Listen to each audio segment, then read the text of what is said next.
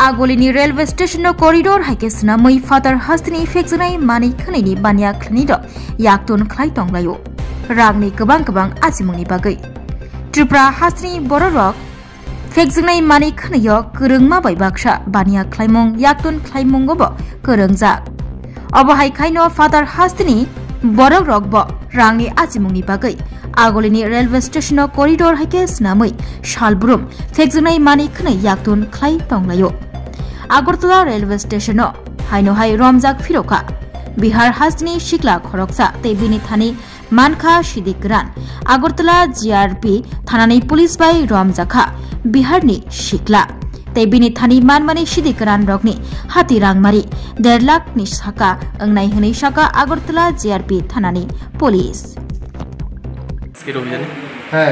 আজকে আমাদের জিআরপি থানার সাব ইন্সপেক্টর পঙ্কজ কুমার দাস অন্যান্য স্টাফ এবং আরপিএফ এর স্টাফরা মিলে আমাদের রুটিন চেকআপের মধ্যে সুভাষ কুমার বাবার নাম লেট গুরুপ্রসাদ দাস তার বাড়ি ভাগলপুর বিহার তাকে সন্দেহজনকভাবে ঘোরাফেরা করতে দেখে আমরা আটক করি।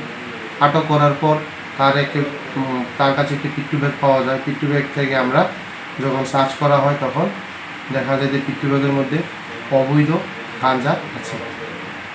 তারপর এগুলো মাপ করে ওজন করে আমরা দেখি সর্বমোট 7 কেজি 420 গ্রাম গাঁজা, যার বর্তমান কালোবাজারি মূল্য প্রায় 1.5 লক্ষ টাকা হবে।